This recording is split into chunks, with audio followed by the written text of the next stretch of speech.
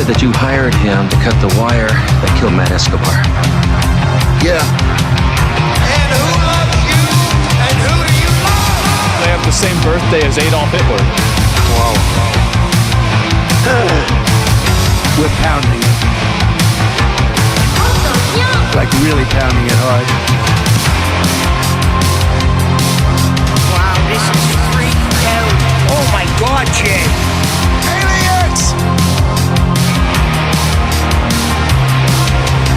Live from the new kingdom. David Polides. This is our Big Dumb Mouth podcast. Now, here's your host, Midnight Mike, Joe, and Burchett. Wiggly wiggly.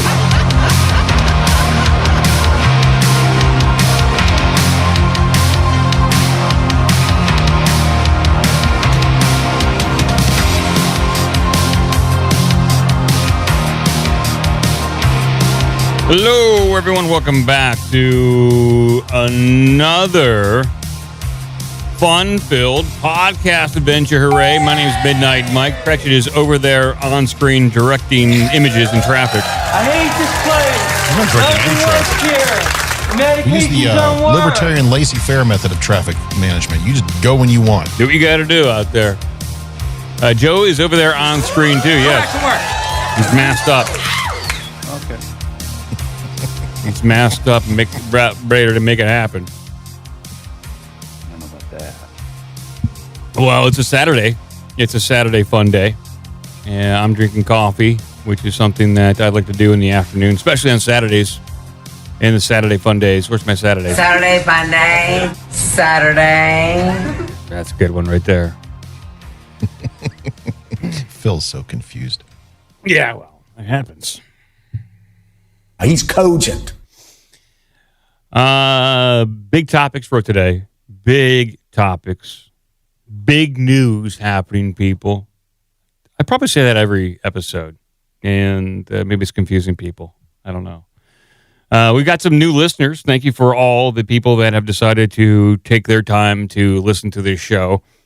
Probably mostly from Sam Tripoli pushing people over here, physically pushing them over here. A lot from doom scrolling. Yeah. A lot of doom scrolling people. You're welcome to come check out the show. Thank you. Appreciate that. A big ring to people out there. Yay! It's probably I know it's a time suck. When you listen to podcasts, it can occupy a lot of your time. So we appreciate you spending time and listening to this malarkey with us. I have seen some comments where I was like, hey, listen to the show. It's a bit repetitive at times. I get that. Especially if you listen to just the Wednesday shows, possibly, it probably seems repetitive. We play a lot of Alex Jones clips of the week, A show with the same format that we do twice a week is somehow repetitive? That's correct. Yes. So it is. It's pretty much the same format. It's very consistent at that. I would say, yeah, it is repetitive. We do Alex Jones clips of the week every Wednesday. I will talk about paranormal or tech stuff or something like that. Gretchen does like weird, strange news and fast food news. And Joe will hit on like current events, Israel, and Charlie Kirk stuff. And then we'll be back next week, Yeah, so. I don't want to talk about Israel. I'm so tired of it, but they can't stop. Well, I think I think your algorithm's working against you, Joe. Because I get some Israel stuff, but I don't get nearly as much as you. So I'm aware of it. I see it. I see like the same news, and it's like, okay, it's okay. It's depressing, but you have a different algorithm than I do. It is. Let's see here. Real quick before I start the headlines. So in Discord and Patreon, I posted up an image of the first book box that I am giving away. It is the Supernatural book box. So it's packed full of books that touch on the paranormal, consciousness, the supernatural nature of this reality, as written by some of those authors there. It also includes the OBDM stickers. We have 2 different stickers in there. A Piss Army patch. I believe I have some candy in there. Big League Chew, if you like that. and some other little knickknacks. So if you want to receive that book back, it's in Patreon. Just leave a comment and post up a reason why you want it, and then the committee of knowing stuff will decide who gets that. And I have, I think, 6 more boxes to give away, so that's just the first one of a few. So, is this what happens when you go to half-price books and then eventually you get too many books and you have to get rid of them? Short answer, yes. Yay! 7 boxes of books is a lot. And that's only giving away half. Now, these are like... These are books so good, Mike doesn't want them anymore. Either I've read through them or I've gotten what I needed out of them. It's a few chapters or things that other people have given me and I've already read, or I don't think is worth my time. You've extracted and squozen all the knowledge out of them. Yeah. I mean, there's some great books about Atlantis in there. And so check it out. And, and also, I think the first 3 boxes I send out, you're going to get Fox and Sons coffee. So that's all. Just pour it in there over the top? No, I think Steve is going to send it separately to prevent sort of cross-contamination. So he's a very safe sender. This is freshly brewed. I just poured that right in there on top. It's great. Mm-hmm. There we go, people. Let's get into some topics and headlines here. Here we go. Pass. Pass. Pass. I also don't like people calling this show juvenile, but maybe that's what we are. That's anti-Semitic. Pass. Oh, completely forgot. Just to ruin the show right now. Let's break up the format. Sure. I put 2 random sound drops in the Carrot Shop. You can pepper those in where you see fit. This was posted in the Discord, some Instagram, and this was one of those responses. But this dude has a perfect accent for just random drops. Oh, pass. Perfect. Might as well just do some house cleaning right now. Let's just do some house cleaning. That's how the show works, people. We're super prepared. Well, we have to be able to be malleable to new information and new bits and things like that. So here's the first one I downloaded right here. That's what you get for being a fucking retard. Whoa, this is like an East Coast guy. I like it. You fucking loser. His name's Vinny or Sully or Sal or Mo or, something like that. I love it.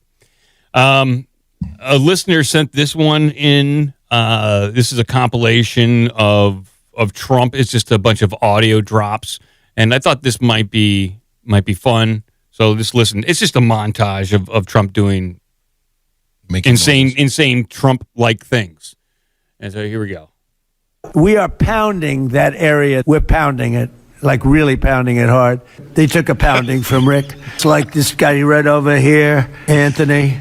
He knows what it is to pound people, right? Anthony knows. You've pounded them to hell, and you can just leave now. I don't know if they're ready yet. They're taking a pounding. Today is a big day where we're pounding a certain area that has very much to do with the straight. Now, we are pounding that area. We're pounding it. Is that all from one press conference? Yes, that's all from one press conference. And it's one of those things. I think that one person probably said pounding to Trump, and he picked up on it and rolled with it. Biden did the same stuff. If you remember, I think Obama, his phrase was, come on, man. And then next thing you know, Biden picked it up and said, come on, man. Come on, man. It's one of those things that old guys pick up on to try to sound hip. Pound town. Sound hip. Yeah. By the way, we mentioned it, speaking of sound drops, we mentioned it on the last show. Joe had the clip from Ben Shapiro immediately discounting things because that's just how Ben Shapiro works. Mm-hmm. I did extract that. I dropped that in Carrot Shop. If you scroll up to the end of last show, there is the you can put it next to the your other Ben Shapiro drops. Yeah, I got the Ben Shapiro here. That is conspiracy trash. Yeah. This was a lie. President Trump is a moron. This stuff is brain rot. Sexting with the mullahs. The bravest man I know. Yeah. So that's all from the Ben Shapiro show we played last time. And if anybody has any other Ben Shapiro drops or clips, send them over. I'll I'll grab them and edit them and include them. So it's I had to create a new soundboard just for Ben Shapiro, and I had to create a brand new sound page for Shapiro, and I kind of did like that, Joe. I groaned when I did it, but yeah, I put them right next to this person. Our first story right here: Chuck Norris, action hero, star of Walker, Texas Ranger, dies at 86. Yeah. He said that you hired him to cut the wire that killed Matt Escobar. Yeah, I used to play a. Why are you not playing the Delta Force theme? Good point. We should probably punch that up. Combines two things: Chuck Norris and Israel. You know what? That was both funded by and entirely filmed in Israel. Good point. That's a really good point right there. So let's do a little. While I read the story, we can punch it up with little background, with a little for Delta. Theming. There we go.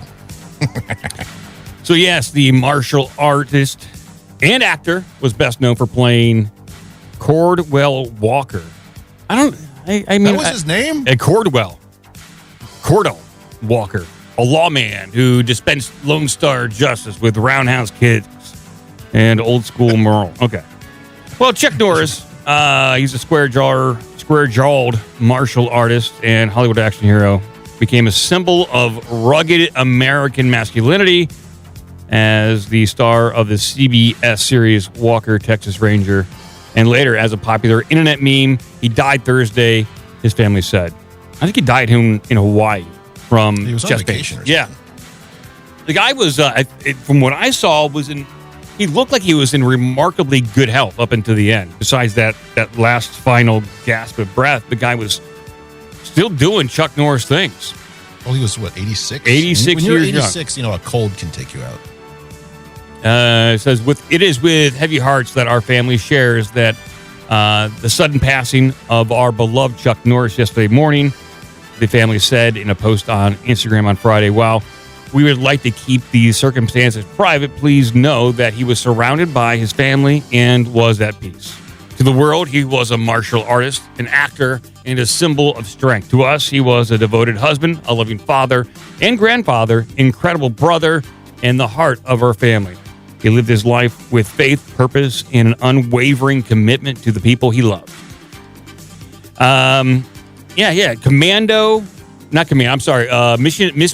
in action, Delta Force 1, 2, maybe even 3, Walker, Texas Ranger. His son was in 3. Just so many iconic movie roles. USA, I just watched Invasion USA like 2 weeks ago. By the way, that movie does not hold up. If anyone's curious about that, there's some questionable things in there. What was the one? The Octagon. He was in a lot of stuff. What was the one with Bruce Lee? I have no idea. Oh, let's see here. Way of the Dragon. See, Norris earned a reputation as a karate trainer. He struck up a friendship with Bruce Lee, which led to Norris's first on-screen role as the Hong Kong star's opponent in The Way of the Dragon. That's what I just said. I just was confirming via NBC Nightly News. You could have been referencing something else. So, yeah. Could have just making stuff up. It is sad. I played a lot of his clips early on in the OBDM show. He's just chock full of amazing little sound bites, but now it's more divisive than ever. If you go online, people are saying, because this guy was a Republican and supported Trump, that this guy does not deserve any accolades. He doesn't deserve to be remembered. He deserves no such memorial. That guy is like iconic. He was the face of action hero movies as much as Schwarzenegger or Stallone. This guy was right up there. He was big time. So, you have any other words you want to say about Chuck Norris, Gretchen? I know he meant a lot to you. Yes, he did. I'm an ordained pastor in the Church of Chuck Norris. No, he was a over the top kind of bombastic 70s and 80s action star who kind of faded in the 90s and early 2000s, and he got some rebirth due to the internet memes, which he initially, if you recall, did not like. No. He thought they were making fun of him. And then when it was kind of explained to him that, no, these are people, building up your larger than life reputation, he leaned into it. So, good on that dude. So, Joe, do you have any final words on Chuck Norris and how much he meant to you? Cretch brought it up. I was just gonna. I don't know if you want to read a few Chuck Norris facts because those were all the rage for a moment. I would like some facts about Chuck Norris. Sure.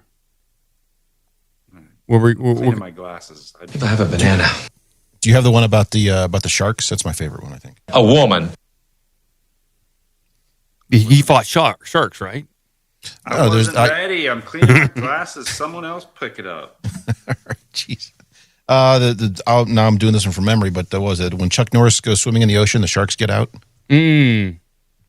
What's the other good one is that I like is when the boogeyman goes to bed at night, he checks under his bed for Chuck Norris. Or when Chuck Norris does push-ups, he doesn't push himself up; he pushes the earth down, pushes the world down. Yeah, something like that. Yeah. I remember that. Chuck Norris at the time, he was not fond of these internet memes about him. But this is what the internet's a little weird. You can't tell sometimes if they're making fun of you or if it's kind of like a weird backhanded compliment. I think finally a PR person got in Chuck Norris's ear and says, "You just got to roll with it." I think it was one of his grandkids. Probably. Yeah. I found some. This is actually nice because there's some illustrations that go to him. Oh. You wanna? I don't know if this is a. By the way, Mike, can you give the image feed a drop kick? Yes, I'll drop kick it like Chuck Norris. Oops. You give it a roundhouse kick. All right, so this one is Chuck Norris threw a grenade and killed 50 people. Then it exploded. Ooh, that's a good one. Wait for that. I see what he's saying. Chuck Norris doesn't cheat death. He wins fair and square. Whoa. Ominous. What happened to your hand? Chuck Norris can kill 2 stones with 1 bird. Here, so these are so bleak in hindsight now. Yeah. Death once had a near Chuck Norris experience. These are kind of lame looking back on it. I know, but they were all remember how much fun we had with these things? At the time. Chuck Norris can believe it's not butter. If I have a banana. Chuck Norris can slam a revolving door. Okay, now I think we're really beating a dead horse here. No offense to Chuck Norris. So I think we can move on. No. We honored a fallen hero. We're trying to mix up the format. You're right. You're right. We are. Marijuana, cocaine, heroin. Yeah, that'll mix it up. All right, we're gonna go on. I think we got to move on. Talk about missing people. Probably people that Chuck Norris would have found had he been in the area, but he was probably sick. So we're gonna talk about some weird stuff.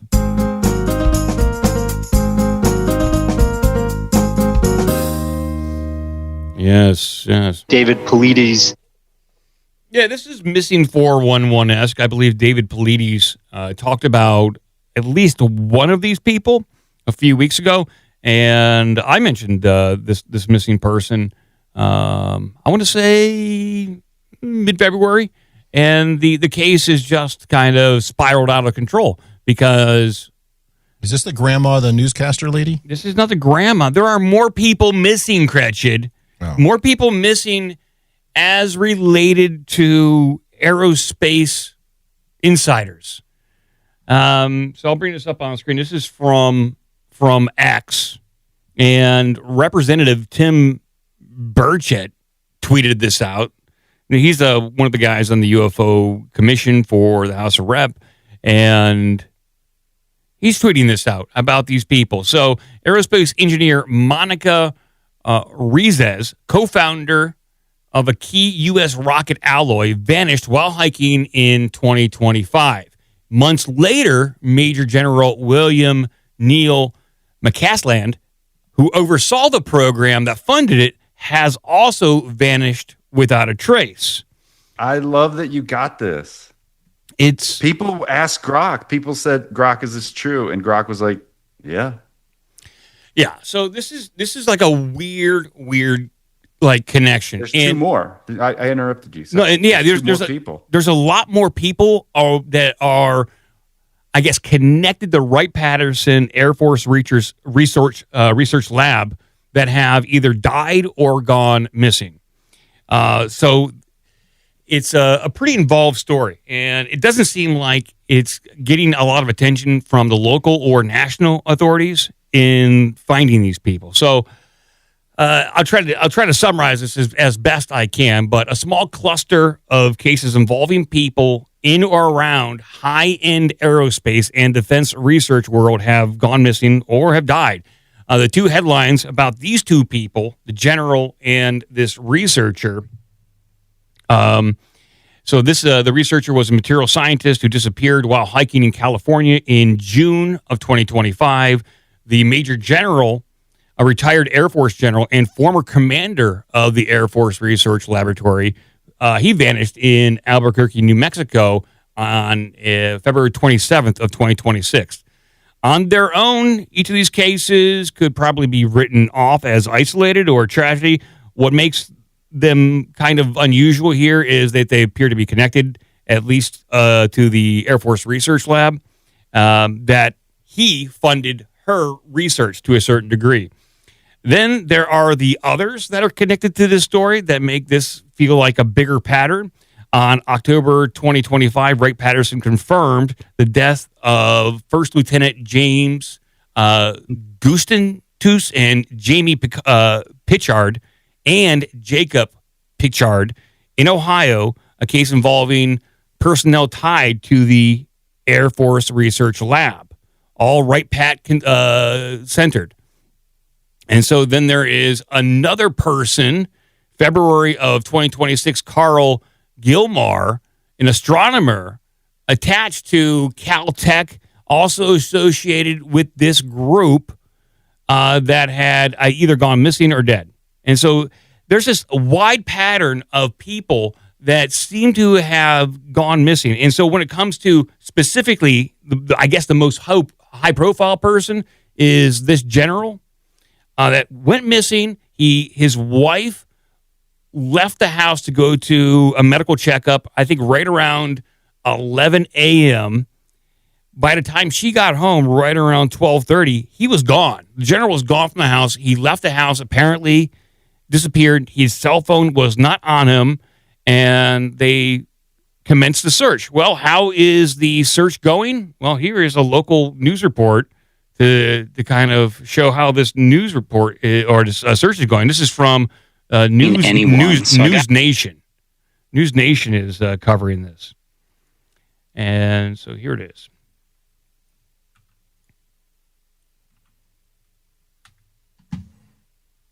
I'm really surprised. I haven't seen anyone. So I got here 3 days ago. Now, I'm under the impression that a lot of the searchers are volunteers, so they're going to be out here on a weekend. But I was out here all day Sunday, didn't see anyone. I haven't seen any aircraft, haven't seen any drones, haven't seen any searchers. So again, the focus is on the mountains here because we know the general was an avid outdoorsman. But to be fair, the authorities have zero video evidence from the entire neighborhood canvassing 700 homes that actually shows him leaving his house or heading in this direction. So it's really just a mystery at this point. It really is. All right. Alex Capriello live there in. So according to the guy on the ground there, they're not trying very hard. It's almost like they... Where's the Amazon dog catcher camera thingy when you need it? Exactly. This guy left the house without his phone. This guy was also, when he retired, he started, I think he headed up an aerospace company that directly worked on technology that could have been contracted out by the U.S. government, specifically the Air Force. And apparently no one in the government really would care to be on the ground looking for him. You'd imagine the FBI would be on the ground looking for this guy. This retired Air Force general, major general, he might still know classified information, secrets. What if this guy got picked up by the Chinese? What if he got picked up by some other country and is being interrogated or tortured for information related to what he worked at Wright-Patt? We don't know. It doesn't seem like anybody really cares. The local search teams care, but at the national level, no one really seems to care. And what about Monica, the researcher who disappeared last year in California? No one really seems to care. Apparently, someone on Facebook put up a memorial for her before the search was even concluded.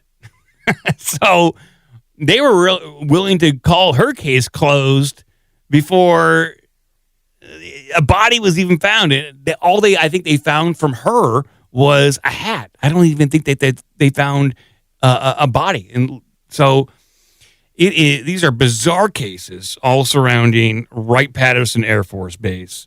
And it is completely weird at this point.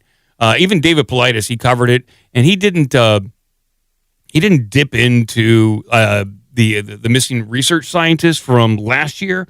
He'd focused mostly on the general, and I think David Paulides speculated that this guy could have been taken by a government or quasi-government type of group to go back and work on the project that he was initially overseeing at Wright-Patterson Air Force Base, and they had to do it in a way to make him look like he disappeared, almost like a different version of the witness protection program. So they declare you dead, and then you're off to work on secret projects until you drop dead. So, let's see here. I'm see if I got anything else on this. I got a lot of different sources. Let's see here. So this is. I've not been following this, but all four people here were working on the same types of projects, or are they all working on the same project? They are all working for or at least linked to the Air Force Research Lab. Two of them, the two main people that I showed up here, the general and this woman on screen, he appeared to fund her research. And like the other people seem to be revolved, like they're like the three people I mentioned that were that died, or at least assaulted in some way around the base. I don't know if they're directly connected to these two people, but they're related to the Air Force Research Lab at Wright-Patterson Air Force Base. So just I do like your theory then that they're not missing. They're not, they've been abducted or whatever. That they've been, China's got them. Somebody's got them. Maybe we have them. We don't know. Israel's got them. Yeah, somebody's got them at this point.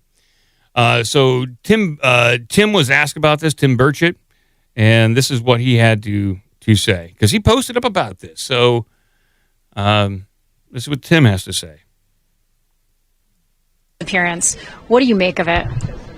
Well, it's suspect, of course. I know a lot of folks are pointing at the UFO things because him being at Wright-Patterson over some top secret stuff is involved in some of the nuclear stuff, too. I know his wife said he didn't have anything to do with any UFO research, but generally those folks don't talk about it when they do that. They're at a pretty high level of security.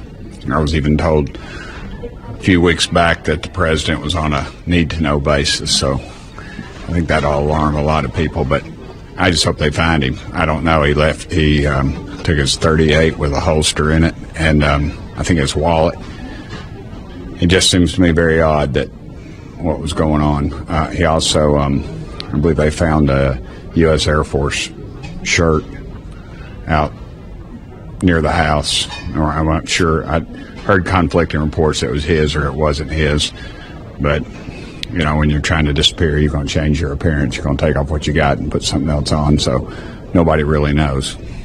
So what you're saying is either maybe he was taken or that he went of his own volition and just wanted to get off the grid? Possibly. I've talked to a lot of those folks that are a little bit afraid of, being whistleblowers and things like that. Not that he was a whistleblower, but he was involved with the fellow from Blink-182, the rock band that he spent a lot of time researching the UFO UAP issue with a lot of the folks that I know. So it's all suspect, and the fact the FBI got involved with it too is something I think that bears mentioning. There's obviously some seriousness there. They think there's some sort of federal tie-in there. Is there anything that you, in your capacity as a congressman, can do regarding this? We can push for disclosure. We've been pushing for it, but as of yet, the federal government does not trust the American people with what they have. Scratchy, can you make an AI image of Tom DeLonge kidnapping a general? I was going to say, did he just implicate Tom DeLonge in kidnapping this guy? Because that's kind of what it sounded like. To a certain degree. He's out there by himself, and I know that Blink-182 rock guy was out there, and they took him. I want to see Tom DeLonge shoving a general in the back of a trunk and tucked it up. Now, there is that's harmful. Real quick. He's asking, who carries a 38 these days? I don't think it's that uncommon. It's an old school sidearm. A little bit. It's also a little bit smaller than 9mm, which is why people carry it. It's easier for concealed carry. For concealed carry. My M&P bodyguard is a 38. So 38's a good round. It'll stop. That was the first gun I bought. Was a Smith & Wesson 38. Yeah, it's a solid little short nose. Very reliable revolver. It was not very. The aim was not very reliable, but the fact that it'll put bullets out. That's what you want. Wasn't that a 38? It's like pretty much the standard issue you see cops carry, like in the 60s and 70s, and all those classic cop TV shows. I think T.J. Hooker used a 38. Well, it was before 9mm was developed as part of a NATO initiative, and 9mm wasn't as common back then. So, I do have one more clip related to this. This is Jason Sands. Jason Sands, I believe he's questionable. I think he's an ex-military guy, and he's got an opinion on this. I think maybe he had some kind of weird UFO experience, but this is his take on the general. I'll see if I can bring this up on screen. There we go. Regarding McCaslin, who's gone missing, what are your thoughts on that? What do you think about that? There is a protocol within the legacy program that if you are one of the people they consider a key personnel, and something is happening and they think that either you're at risk or you are a risk, they will come and take you to their facilities and hide you away. Or if they think you're a threat, they will pop you and murder you. I think he is just in hiding with some friends. He's safe. He left his cell phone and everything else behind because he didn't want to be traceable. And that's good for him. And I hope he's going to stay hidden until the time when it's safe for him to come back. I hope he's safe as well. That was what I was thinking. But I hope he's safe. That's my feeling about it. This was of his own accord, and he's safe with some friends. And do you think it's because we're headed into war times, or do you think it's because we're headed for imminent meaning within a year NHI confirmation? Like why would he be a threat? If you knew what he knows, yeah, you would think, oh crap, they're going to come get me now. And I think that's what motivated him. Because of confirmation? Yeah. Just what he can confirm and deny. That's the kind of person he is. And he knows that he, because of that, is a target. That's an interesting kind of thing. He's not, he's in hiding. So he won't get abducted or killed. So I kind of like that. I mean, he said, to hell with my wife. I'm leaving her behind. I got to take care of me. I'm number one around here. So I guess they can kidnap and torture his wife and he doesn't care. Yeah, this is a pretty crazy story. So, you see here, I was trying to get the wife statement. The wife had an interesting statement, but I didn't save it. She doesn't seem that concerned, the wife, as far as I could tell. But all right, we'll move on. I got maybe a few more headlines here, and then I will throw it over to Joe. You got anything else on that, Cratch? You got any opinions, thoughts, statements, Joe? It's craziness. Somebody in the comments said, was Chuck Norris researching the same stuff? Oh, maybe. I see what you're saying. Yeah. He said that you hired him to cut the wire that killed Matt Escobar. I don't think Chuck knew. Chuck didn't know anything. This was Liquor Giant, which I was also going to call him out because I love the name. Liquor Giant. Oh, I see what you're saying there. Yeah. Yeah. Liquor Giant. Do I have anything else in this? No, I do not. Okay. I'll move on. One or two more headlines.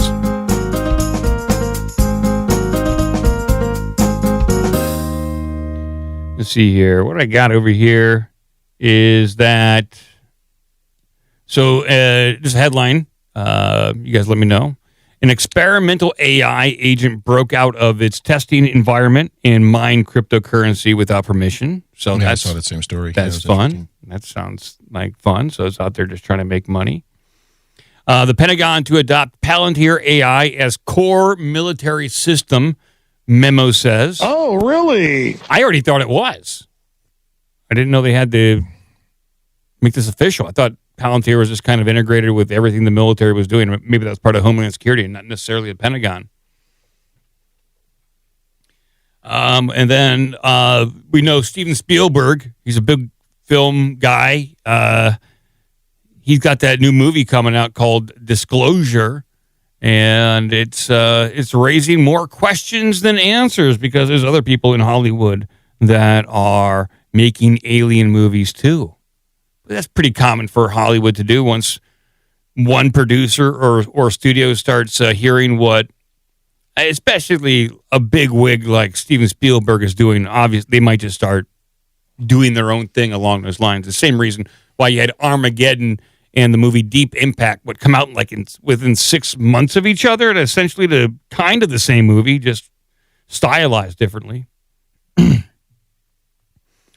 And then Russ Coldhart, this is a video, a little audio piece. Maybe I'll play this. Russ Coldhart, journalist, he claims that the New Jersey drones were anti-gravitic Chinese vehicles. I'll play that one. Why not? Because that was the claim from the Trump bomber, the guy, the Green Beret who was in the Cybertruck, and that truck blew up in front of Trump Tower. And then that note came out where he was claiming all these weird things about the New Jersey drones, and happened right after Trump got elected. I guess we'll play that. Kind of fits with what talked about so far today. Here we go. This is Russ. And keep in mind, Russ makes a lot of claims. He says but he's got good radio presence. So. Yeah, he does. He's got a good microphone, and he has an accent, so automatically that gives him credibility. Americans love white guys with accents, especially like Australian or English. It gives them some sort of authority over our brain, and people just suck it up. But here we go. This is Russ. The suggestion that is being put to me is that the Chinese have indeed made a huge advance in electrogravitic technology. Oh, really? And it's taken us by surprise.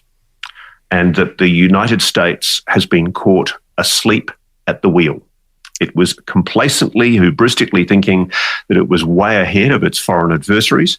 And in fact, the big show that took place, notably, I know it was reported mainly over New Jersey, I'm increasingly persuaded that the initial show, at least, was, in part, Chinese. And that what happened was the United States responded with technology of its own to muddy the waters. And so you had this ridiculous situation where, if you believe it, and this is the implication not only from my Senator Mike Rounds interview, but also from the interview that General Glenn Van Herk, the former head of Northcom and NORAD, did to 60 Minutes' Bill Whitaker a few months ago. They basically admitted that there's someone operating with impunity over the continental United States, flying so-called drone technology. These drones are not using known propulsion systems. They're not using jets. They're not using propellers. They're not using any kind of known turbine propulsion system that emits the kind of heat that we're used to from that kind of technology. The suggestion is they're using some type of electrogravitics. And my sources are telling me that the big story that, frankly, the US doesn't want you to know about right now, the story that's not being discussed in the media, is the implications of the admissions made by General Glenn Van Herk, in particular, to 60 Minutes, which kind of went through the gate and were largely ignored by most other media, but which I think are incredibly significant. Interesting. If that's true, maybe that explains the missing general attached to Wright-Patterson, the missing researcher, is that we're taking our own people to take them off the chessboard, so the Chinese can't grab these people and reverse engineer or get any further advancements in anti-gravitic propulsion. Or the Chinese took them, and that's why they were able to advance their stuff. Either way, so we're blaming China. Yeah. I'm going through the Discord, which everybody should join by subscribing on Patreon or wherever to was it $1 a month? Yeah. $1 a month. And you're in with all the these silly folks. But this one is actually somewhat related. This is from White Rabbit. Hey, Mike, just roll that image feed all the way to the bottom. It's not. Oh, my God. There's Tom DeLonge abducting the general. And it looks like the van is being driven by an alien, but it's a British van because the wheel's on the wrong side of the... Hey, I can only do so much with AI. His name is David. David Paulides, yes. Let's check out this link that Joe put in there. Let's see this. Interesting. Oh, boy. Someone flew drones over a U.S. nuclear airbase for 6 straight nights, and nobody stopped them. Between March 9th and 15th, groups of 10 to 15 drones flew over Barksdale in Louisiana, where B-52 bombers are based. These things couldn't be jammed. It looked like they were testing how the base reacts. Operations even had to pause. There's no idea who sent them. Someone literally testing the locks. Source, ABC News. That's concerning.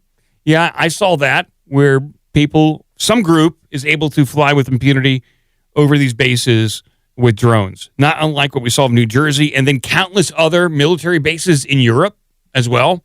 That was sporadic over, I would say, the past few months, specifically at the end of 2025, all these drone incursions over military bases, even in the UK, over some of our bases. And there's been no word on who that was or how we're combating them. But this just happened. Okay. I wonder, it's got to be an AI image of the drone right there. That looks pretty menacing. A lot of cameras. All right. Well, that's concerning. I don't want to be concerned, but I'm kind of concerned, especially if the Chinese have anti-gravitic drones that can just whiz around over there. Well, anti-gravitic or not, I think what we're seeing here is many of these drones, which are smaller and harder to track, are readily available. They can be easily modified for higher speeds, higher rate of turns, all these things. You've seen the people who do the drone racing. Oh, yeah. So those things are very maneuverable, very fast, very, very quick. So even if you do hear them, because they make a hell of a racket, you get that effect where the drone itself is moving slightly ahead of its own sound. So it's not quite easy to place in the sky. It's small. Some of them are the size of a large bird, which means any of the monitoring systems at any of these air bases or nuclear plants or whatever, they dial that stuff out so they don't get false returns and false positives. And honestly, I think, I'll be brutally honest, I think the defense industry was caught flat-footed by this. They don't have good responses to it. They don't have good ways to monitor or counteract these, and that's why these things can operate with impunity, because they literally can't stop them. Yeah, it seems like we've been focusing so much on offense that we haven't found or didn't spend enough time and money to have a good wall or defense for drone incursions. Well, and we're seeing the same thing in the Middle East right now. They're like, all these systems are built for, even the defense systems are built to go after airplanes, bombers, and large intercontinental or intermediary ballistic missiles. They don't know how to defend against just a bunch of rockets getting fired at you, or drones that fly low and slow and just don't get picked up by these systems. Yeah. So I think that's why we keep finding these reports of, there's been drones seeing over this thing for the last 9 days. It's like, yeah, they can't do anything about it. They can send 2 guys out there with shotguns full of rock salt and hope they're going to catch them, but they don't have a system that can shoot these things down. Yeah. They're just too damn small, too damn maneuverable. They're too damn cheap. Blasts outside. Everybody was talking about Thanks, Joe. Everybody was talking about how honestly Captain Biden's recommendation there is probably the best thing they got. Everybody points out the cost of our like interceptor missiles versus what Iran is doing, and I think that is kind of concerning because, Crutcher, to your point, it's like these are all boomers fighting boomer wars with boomer army stuff, and they're surprised that none of their shit works, and that they tell the same lies over and over. It's just it's all built for Cold War stuff to shoot down Russian bombers. Yeah. And then when they someone's flying a drone that weighs 3 pounds and moves at 75 miles an hour and can turn on a dime over our airbase 25 feet off the ground. We can't shoot that down with a anti-missile system. What do we do? Throw rocks at it. And then to bring it down to like a smaller scale, but it's somewhat related, is if you think about like how memes took the entire establishment by surprise. Podcasts, memes, independent media, like nobody could get their arms around it. And they, no matter how much they said, the Hunter laptop isn't real and all that other stuff, people were like, I don't buy it. Yeah, it's the quick maneuverable small changes that are making the most impact. Same with when it comes to the biggest waves in technology right now. What was the biggest wave of the past year? OpenClaw, which was a single person making a repo that allowed AI to run in your machine and have complete autonomous control over it. And that had the biggest impact on the wave of AI. And it didn't cost a lot of money to do, at least not by the individual. And so we'll think about Ross Albright and the Silk Road. What did he ultimately do? He just created a marketplace for untraceable cryptocurrencies to buy whatever you want. Of course, they say, well, he was connected to murders and drugs. And it's like, no, he wasn't. He created an exchange. That's it. He created like Amazon for people who are moving far more quickly than any of these boomers are. Yeah. That's all. Well, Joe, I'm going to throw it over to you now. You ready? Let's do it. I feel like I already went. No. We didn't do your music.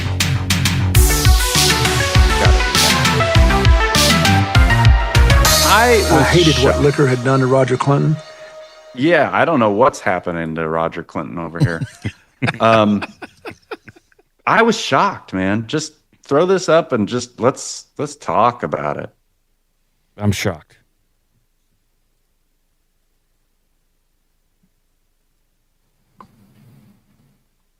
All right, everyone, it's time to talk about what happened to me lately. You may have wondered why I wasn't actually on board. Matey, I wasn't aboard deck. I think I had a stroke. Like a literal one, not just an ischemic attack. That can be a problem too. But I think that I had more of a stroke considering what my mom told me after my, near dead body was found, which is that I had blue lips and a blue tongue and shit like that. Now, there's good news and bad news. The good news is that it doesn't appear to have affected my cognition. It's much the same as before. The bad news is that it because I mean, have you been following this at all? Yeah, a little bit. And by the way, Styx looks awful. He looks like shit. He's on death's door over here. He's got rotten teeth at this point, and he sounds, I know if he had a stroke, he's probably has a problem talking, but he just looks bad. Hey, buddy, you're not healthy. Yeah, I don't know. And the comments are tearing him to pieces if you want to read any of those. Yes, I do. I usually liked a lot of Styx commentary. He seemed pretty reasonable. We did a show, remember? All of us had our chests, we were all exposed to chests because that's how he wore his jacket. Oh, yeah, we did. We went shirtless with coats on, or black coats, in order to pay homage to Styx. Well, let's read some of these comments. I got to sign in. Let me sign in.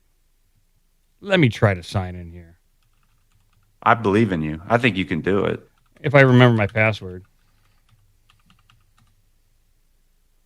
I did. Okay. Brother, turn yourself in. serve your time and hit the reset button, come out a better man, and stop hanging out with harlots and retards.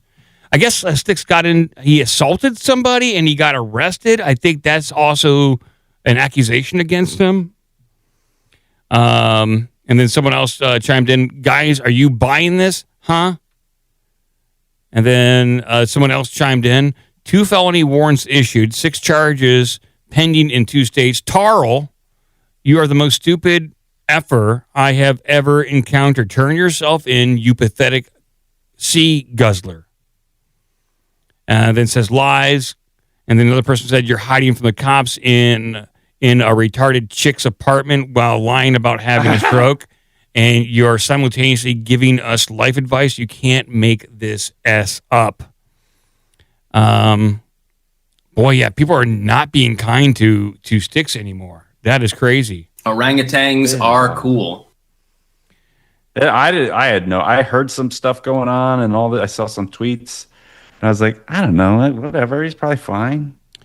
He's not fine. No, he's not. I would say Styx I would say 6 to 8 years ago was probably one of the leaders in the, I would say, independent media area where he was anti-war. He was not on the right, not on the left. He was right up there with one of the, like, I guess, thought leaders like Tim Pool at the time, where they were anti-establishment, and this guy would get into debates. Like, Styx was a very smart person. He could hold himself, he could hold his own in intellectual debates, and I thought like a lot of his commentary was spot on when it came to politics. And now I have no idea what we're looking at. We're looking at some methed out pirate. That's what it looks like. If he had a stroke, okay, that's a problem. But then being accused of assault, 2 felony charges, that's not good. I kind of want to hear some more of him. All right. Definitely fucked up my eyesight, unfortunately. So my ability to perceive light and dark is greatly diminished. So white surfaces, they appear much brighter than they did before.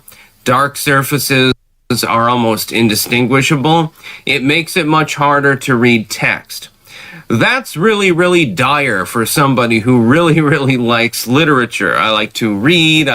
Boy, oh my God. Pizza doesn't need meat because it's so loaded with cheese. Poor. That's an insight. I was going to say poor Styx, but he's really taking a hit here. God, I wonder if he's just flat out just addicted to drugs or drinking and he cannot pull himself out of this. This to me, this sounds more like drug overdose. Yeah, I think so. I don't know exactly what that says. Well, so yeah, the stroke thing, I guess I'm not close to it, but he does look like he's all methed out. That would have been my guess. But then him talking about this stroke thing, that does sort of make sense. It adds up that like he's on that last hurrah or something, like fell off the wagon and is just like, I'll push through this one. It'll be my last one. You know what I mean? Oh yeah. I'll quit in March. And then it's already March and you're like, well, yeah. Well, April is fine too. That's an official Styx prediction. Yeah. That's what happens. Yeah. So if you're on drugs, that is one thing that you tell yourself. It's like, okay, you know what? I'm horribly... This goes for drinking, too. It's like, I'm going to stop. But January or February, I'm going to cut loose. And then in March, it's got to stop. I really got to get on the straight and narrow. Some people do. If you give yourself a hell of a hangover to where you don't want to drink anymore, that works too. But some people just can't do that last hurrah. I've known people that have tried to do it, and it doesn't often work out. So, no. Yeah. You're lying to yourself, folks. Okay. So who put this in the Discord? I love this. This is RS Harmful again. Sent this over into Joe's Junk. We all have our own channels. I think Cretched's Crevice is one. Yeah, oh yeah. Is that still one? You can reach in there. Yeah, but you can't get in there. That's only for me. Stay out of my crevice. Okay. So this was in there, and PragerU is a giant Zionist, setup. Speaking of somebody who had a stroke. Yeah, I know. It's apparently Dennis Prager. Not doing so great these days. But yeah, I mean, Candace Owens used to work for them. Like, she was all on the cause with Israel and everything. Side note here. And it was just like so much noticing happened. She's, it's like a lot of us, like, I don't want to talk about Israel. I don't want to think about Israel. Like, could you just stop? You know what I mean? It's like a kid that just won't shut up at Walmart. Like, somebody has to stop this kid. Like, if it's not going to be the parent, I'm going to have to do it. And the parents are the United States, and they're like, I don't know, he's just like this. Fine, we'll attack Iran. Will you shut up? Yeah. Okay, you can have a war with Iran, but it's the last one. All right. War at home. I'll be good after this. I'll play this. Iranian regime, you hoes do not want this smoke. Now free Iran and walk with me. So polymarket odds are saying that we are going to war with Iran very soon. So my message to the regime is do not get beside yourselves. I know y'all see the sassy man epidemic happening in America, but don't be fooled. We still have plenty of Republican men ready to come through with all the smoke. Google Florida man and any day, and that's exactly who we're having on your musty behinds. And the gag is, we're so advanced now that we can send our weakest links like White Dudes for Harris, and they can still control a drone to mutilate everything y'all got going on. We said we weren't going to take it as far as we did in Japan when we basically dropped 2 sons in them, but I'm not opposed to running that back. Y'all will really feel the impact of FAFOing, so please keep it cute. Wow, who is this man talking to? Is this PragerU audience? Is this satire, or is this like a legitimate message that is being pushed out? It's hard to know. I think it came from a tweet. So if is it from Glenn Greenwald? Because I might have come across this as well. No, it's not Glenn. It says this is what the tweet says. So this comes from Yasser Ali, a PragerU influencer, casually suggesting he's fine with dropping nuclear bombs on Iranian civilians, combined with the Polymarket's plug is truly horrific combination. And in the monarchist in the comments cheering him on, and it becomes even more disturbing. Yeah, it's a little cavalier with the. It's hard to tell because if this person is genuine, he's Hasbro. He's like PragerU pays him to be the sassy gay black guy because look, we have sassy gay black guys on our team too. Oh, I see. Oh, here's the Glenn Greenwald. I love it because Glenn being gay, going after the gays, it's always good to see a little slap fight. Mm-hmm.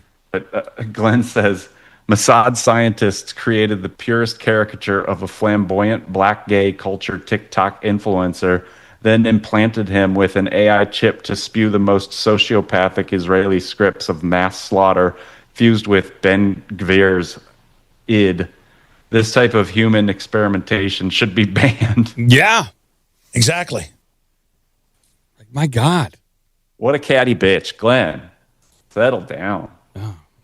At least he's putting it out there. That's crazy. Okay. So a name that rhymes with Glenn. You know where I'm going. Glenn. Oh, okay. Here we go. Let's just remind everybody.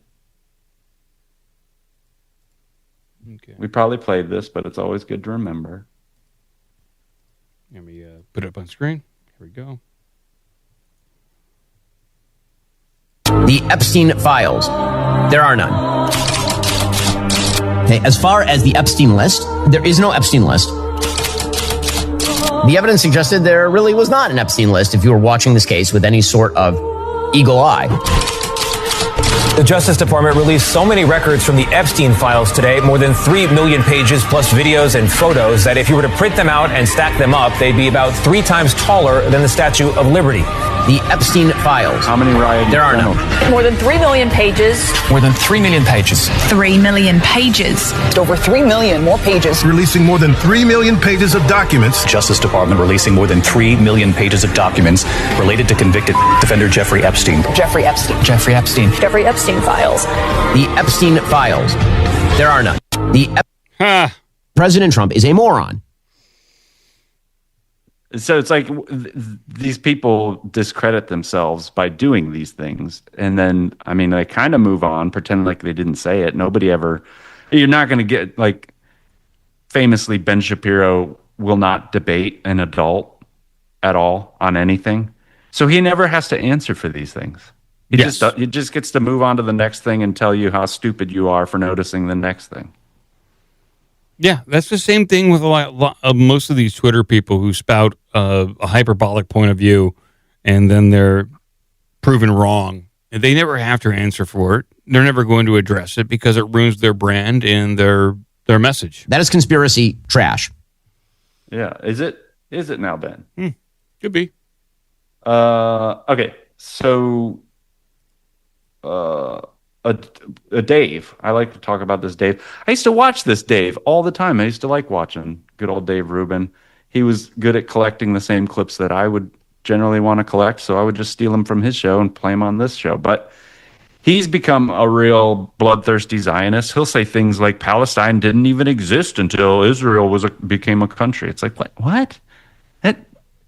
That is impossible. There were people there. There's photographs. There's passports that say Palestine on them. Okay? So, I don't know, dude. Either you're stupid or you're lying.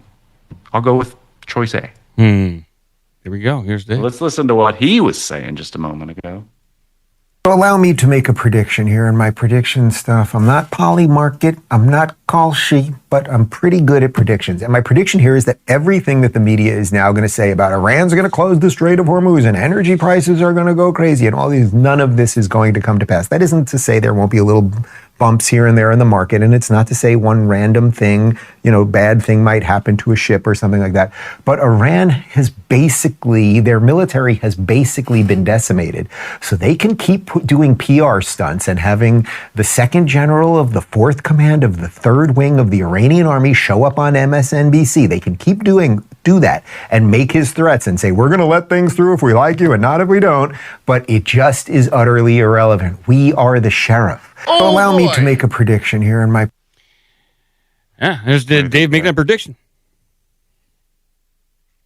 I mean, he pretty much nailed it, huh? So he says nothing's going to happen. He said there might be a little bump, a little hiccup here, but other than that, we're fine. Yes! Yeah. Okay. I mean, again, it's just like... You guys make yourself look stupid. You picked a fight with Iran with your stupid army guys from the 40s and 50s, and they're outsmarting you with, things that cost, what, 1/100th of the price of what we're burning daily. It's just... All I know is I picked a bad time to get a truck because now gas prices have gone up, and it ain't pretty at the pumps. I mean, you might have a good time to get a truck because you might have to get, bug out bag out of the house. There's nowhere I can go, Joe. I mean, I'm at the bug out location that I can get, and not unless I go either further into the Ohio hills. But I don't think I'm going to do that. This is it. I'm thinking like leaving the country. There's a lot of rich people trying to do that right now. Yeah. I'm not rich. They got money. I don't. I want to get out of here. I'd be like, this is not fun anymore. Where would you go? Mexico, duh. Okay. I don't know. Maybe you have some other place in mind. I'd leave. Portugal was nice when I was there. I'd go there. Yeah. I mean, probably pretty safe. I have to give up on my guns. What are we doing? Yeah, you have to get rid of the guns. That's the sad thing. So we were talking about all that tech and people, disappearing and stuff. But then there is, when intelligence and all these people want to be sophisticated, I think they can to a degree. And I think that this one was interesting. And it's crazy because I as soon as it happened, as soon as I, opened up X and I saw the video of Charlie Kirk getting shot, and I was wrecked for like 2 weeks. I didn't really follow him that much, but the more I started to look at who he was and what he was saying and what he was doing, like even in the moment before I started to understand that, I was like, this is ominous. This is bleak. This is not just because we don't have political assassinations, and we don't have like, you can get like madness of like people popping off a bunch of shots and it looks all chaotic. But like this Thomas Crooks thing that happened, the thing with Charlie Kirk, you know, it's a different, it feels different. And I even remember saying when Charlie Kirk got shot that it's like, it felt like a Sandy Hook moment. Like, this is a psyop, and it's supposed to gin up a response. And I think in this case, it's a worldwide response. But somebody had found this information, and I just was like, because a lot of people are saying that it wasn't a 30-06, which is pretty obvious. But the other thing being like, well, who shot him? Was it this hand pistol from the guy in the front, or was it his lavalier microphone? And then you had Bibi Netanyahu, of course, denying that this happened. But then in a couple weeks before that, he's saying, who has a mobile phone in their pocket? Every one of you has a piece of Israel in it. He gave a golden pager to Trump after all the pagers went off and like injured and killed a bunch of people, you know, with that whole, and they remember when those pager things went off, they were like, we didn't do it. So like, Israel was like, we didn't do that. You didn't do the Charlie Kirk thing either. Like, you guys, are we noticing too much again? Is it anti-Semitic to notice all these things? I don't know. Anyhow, let's listen to Candace, and Candace is it's a clip inside a clip.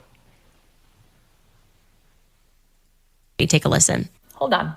I was sent this by a few people. Charlie Kirk was killed with a miniature explosive, likely made it accurate energetic systems in Tennessee and purchased by the DoD for $425K in May of 2025. You can bet Steve Feinberg was involved in the planning of his public assassination.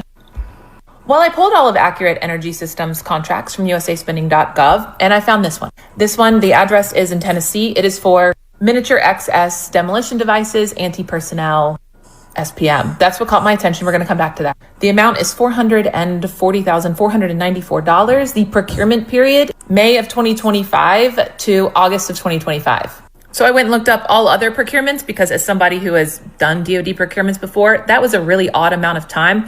None of Accurate Energy Systems procurements were less than a year, except for this one, because that's not how they procure things. I went and did more digging. The contract was signed on April 22nd, 2025. A lot of weird things about this procurement. It was a simplified acquisition process, meaning did it quickly, and it was one bidder. They did not put it under any of the IDVs, which are the vehicles that they have for all the other hundreds of tens of millions of dollars that AES had with them. It gets worse. These devices are made for special operations forces, and the XS anti-personnel are tiny ones to kill people. They're put on people. If you want to get darker, Steve Feinberg, our deputy SecDev, well, his old company, Cerebus, owns the company, I forget the name of it, that trains the special operations forces on these detonation devices. He's the one who put protecting the blue and white country in his priorities as the same as protecting America. So you have a procurement that was signed April 22nd and started May 1st, ended August, for tiny devices to kill people. Forgot to mention that the plant that the address is at, well, it exploded a month after Charlie Kirk's assassination, and everyone in that plant died. Those survivors. Correlation doesn't mean causality. I'm a big advocate of that. However, something doesn't smell right at all. So if someone knows more or can help me correct some of this or figure out what's going on. There's definitely some black ops stuff going on here. Some deep, dark, covert stuff going on. Yeah. That's what I mean is like, if they want to, like, it's weird because I grew up, and you both remember, I'm sure, like, the government can't even run the DMV. They can't kill Kennedy. Like, that's what everybody would say. It's like, you know, if they really want to kill people, they're good at that. Like, providing services to people, building roads. Yeah, they don't care about us. That's what you got to get under, you know, you got to understand that they don't care about you. It's more about, like, who's going to get rich and how much blood can I drink from these babies before they die? Like, they have priorities that are totally outside of, you know, the civil society in which you think you live. Like, you are slaves and you owe them money to let them, rape kids and start wars. So yeah, they're competent. You're welcome. They're competent when they want to collect money, and they're competent when they want to kill people. And equating the person who delivers my mail to a highly trained Green Beret is a false equivalency. You can't equate the two. They're at different skill levels with different missions and different educational backgrounds. So, the government is competent when it wants to be. It can keep secrets when it wants to keep secrets. Yeah. Yep. All right. So then, this Kent guy, I think we talked about it, right? Yep. A little bit. So he made the rounds, and of course he's on Tucker, so he's evil automatically. But the problem was that he went on a bunch of other news shows that they can't say are evil. So the guilt by association thing is going to be a real stretch for him. But anyway, the Tucker, a lot of these interviews, like he talked to Scott Horton, he talked to all these people, but on the Tucker one, this one was, and again, the Charlie Kirk thing, as soon as I saw it, I was like, this is something bigger than just a random killing. And then this guy, like all the implications are there. You don't need to convince me. If there's still a lot of people in independent media who are like, oh, it was Tyler Robinson. It's like, okay. It was a 30-06 from a gay kid who dated a furry who left a note that they took a picture of because they wanted to destroy it and leave no evidence. I mean, it's just like the whole thing is so stupid. Let's play this. I have something to say about this. And then, Charlie Kirk is killed publicly in a very horrific way. And we're not really even allowed to look into that at all. And Charlie Kirk was one of President Trump's closest advisors. And he also advocated heavily against a war with Iran. He was in the Oval Office in the lead up to the 12-day war. I wasn't particularly close with Charlie. He was very gracious to me when I was running for Congress, very, very supportive. So we knew each other. And the last time I saw Charlie Kirk on this earth was in June in the West Wing in the stairway, and I said hi to him, and he looked me in the eye, and he said very loudly, and it's a small. You've been in the West Wing. It's small. It's a tight space, and he said, "Joe, stop us from getting into a war with Iran." Very loudly. He was single-minded, and he walked off, and he went, I believe, into the Oval. So when one of President Trump's closest advisors, who is vocally advocating for us to not go to war with Iran and for us to rethink at least our relationship with the Israelis. And then he's suddenly publicly assassinated, and we're not allowed to ask any questions about that. It's a data point. It's a data point that we need to look into. What do you mean when you say we're not allowed to ask any questions about that? We've been told that this individual, Robinson, is a lone gunman, and maybe he is. But the investigation that I was a part of, the National Counterterrorism Center was a part of, we were stopped from continuing to investigate. And the FBI will say that they stopped that because they wanted to turn everything over to the Utah state authorities. Everything's going to trial. It's very, very sensitive. But there was still a lot for us to look into that I can't really get into. But there was still linkage for us to investigate that we needed to run down. And I'm not making any conclusions. I'm not saying I don't think you are. Because of this happened. I'm not saying that at all. I'm just saying there's unanswered questions. We know the pressure because of the text messages that have been made public that Charlie was under a lot of pressure from a lot of pro-Israel donors. And again, we know Charlie was advocating to President Trump against this war with Iran. Yeah, that's probably good enough. What do you think? Well, obviously we know that he was stopped from, or at least we were told he was stopped from investigating, and that's what he confirmed. Yeah, Kash Patel shut it down. He shut it down. Now, this Joe Kent right here, he resigned. And according to Tim Pool, he's got a conspiracy. Hey, yo. The conspiracy is Joe Kent resigned over Iran. And soon thereafter, Tulsi Gabbard will also resign. Those two, Kent and Gabbard, will start to realign the political spectrum and maybe even run as anti-war Democrats coming up in the 2028 election in order to realign the political spectrum so it's traditional anti-war Democrats against traditional neocon pro-war Republicans. Interesting theory. I do have little Timmy Shapiro. It's Styx and him were like the two most boring presenters who got famous for whatever reason. I don't understand it. But I wasn't going to play this clip. I was going to play a different clip because I know I'm up on my time. But to that end, I'll just put it in because everybody was saying, well, why won't Tulsi resign? Why won't Tulsi resign? She's just become one of them. She's ruined her reputation and all this stuff.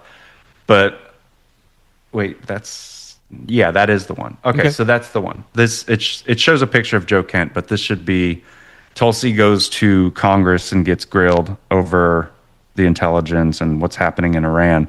And people were like, see, she sold out. But if you listen carefully, like she doesn't say anything that sounds like she sold out at all. She's just basically saying what she believes and then also not throwing Trump under the bus, which I find she does it in a very sophisticated way. Listen to that. That opening statement, as submitted to the committee in advance of this hearing, stated that as a result of last summer's airstrikes, quote, Iran's nuclear enrichment program was obliterated, end quote, correct? That's right. And is that in fact the assessment of the intelligence community? Yes.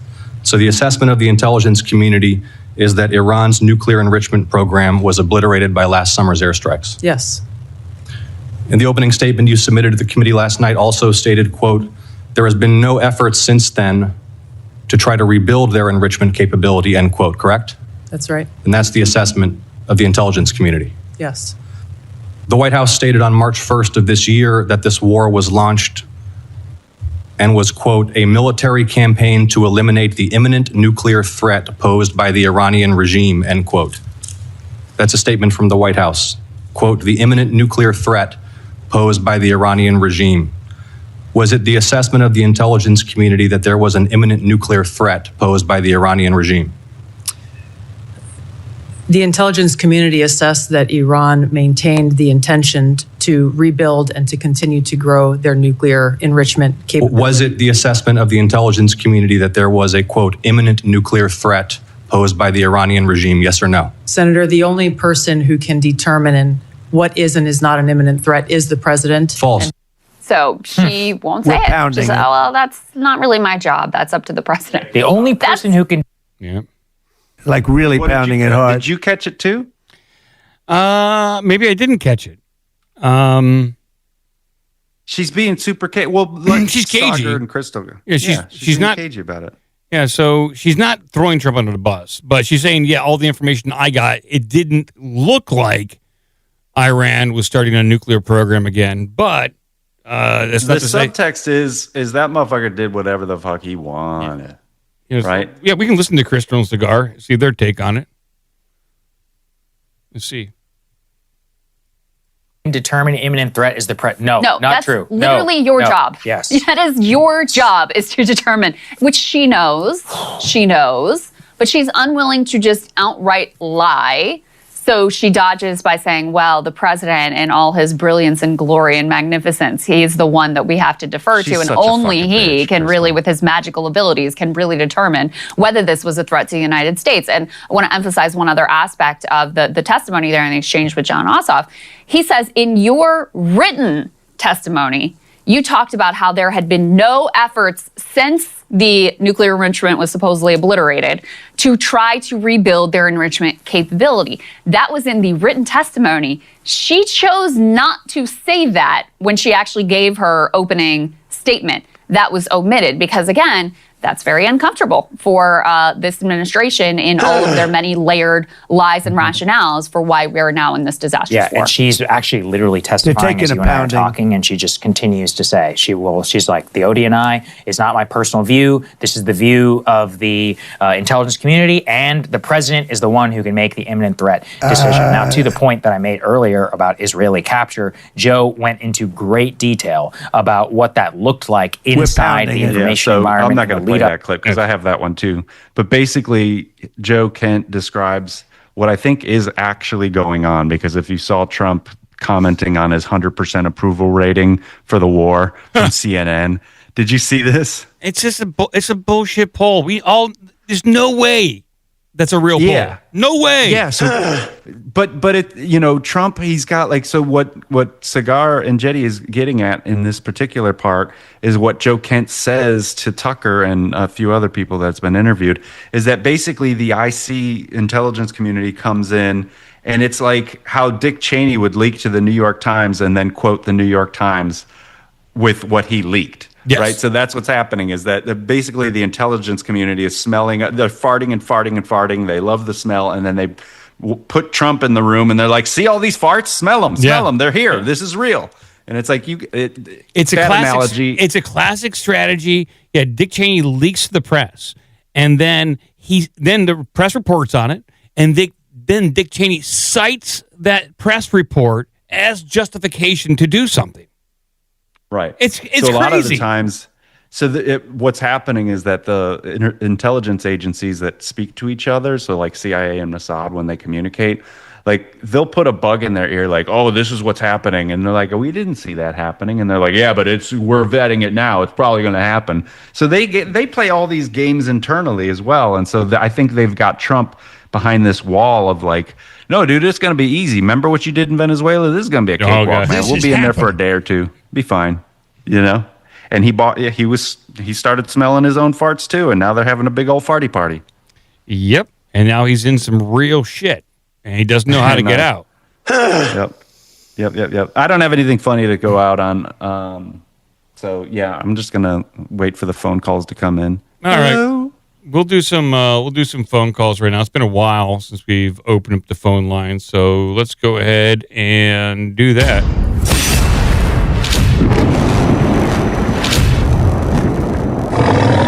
Now let's go ahead and take the phone calls. Let me go ahead and get the number up here, people.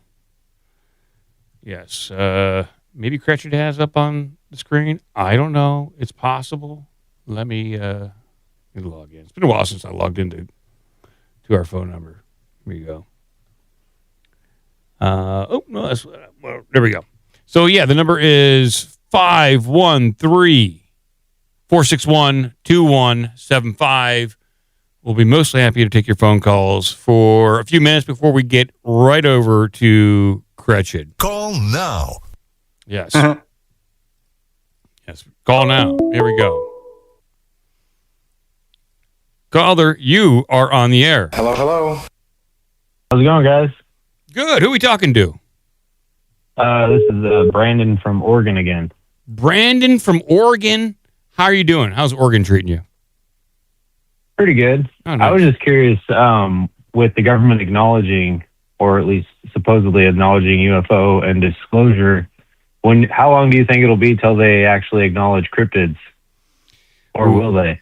I don't think that they will. That's a whole different can of worms. I don't think that they can.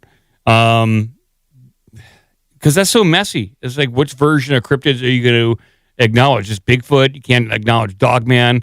It's one thing losing control of the air and blaming it on China. There's another of saying we have no autonomy over our own woods and not even being able to blame another country. At least with UFOs, you can say it's China testing secret weapons or Russia, and you can get the public behind that to give more money for taxes.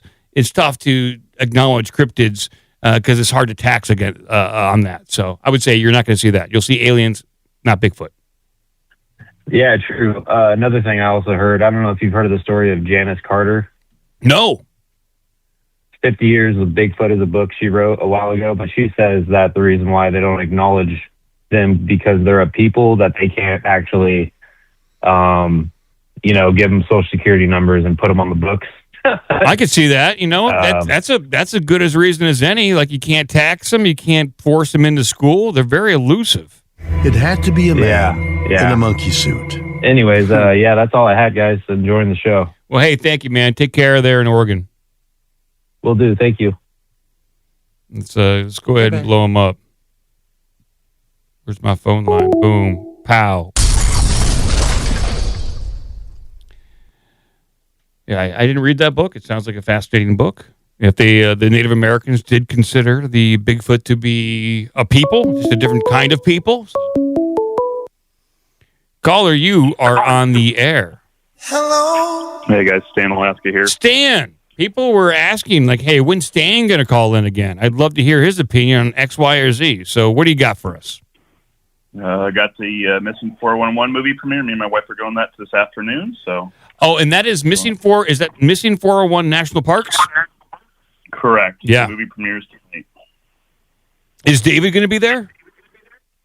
David Politi will be there. Are you going to shake his hand? Be careful. He's strong. He'll break your hand. I will make sure to make sure my man his hand doesn't crush mine, and we get a good picture, and I'll post it to the Discord. So correct me if I'm wrong, but are you doing the Missing 411 Bigfoot cruise? I'm also on the Missing 411/Bigfoot cruise in September. That's awesome. I want to hear a full report about that. It's a fascinating vacation. It's not a little morbid to go on a cruise and hear about missing people, but it is interesting. So, if you end up seeing Bigfoot on the cruise, make sure you have a 2005 Nokia with a camera on it and shake it too. Try to capture some footage. Yeah. Shake it too with a scratched lens. Yeah, they're squiggly with the thumb in the way. Yeah. Put your thumb in the way. And dangle some hair, your wife's hair, in front of the camera lens. It helps. That makes more sense.